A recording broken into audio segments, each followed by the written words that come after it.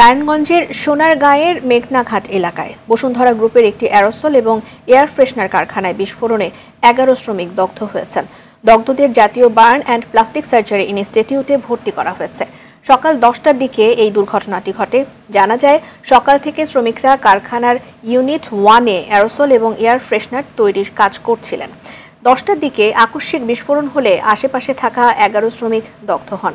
সঙ্গে সঙ্গে কারখানা অগ্নি নির্বাপক আগুন নিয়ন্ত্রণে আনেন এবং দগ্ধদের উদ্ধার করে বার্ন ইনস্টিটিউটে ভর্তি করেন।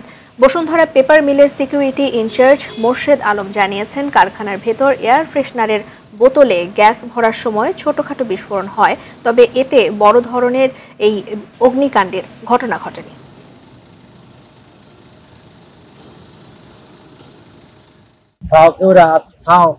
তারপরে গাল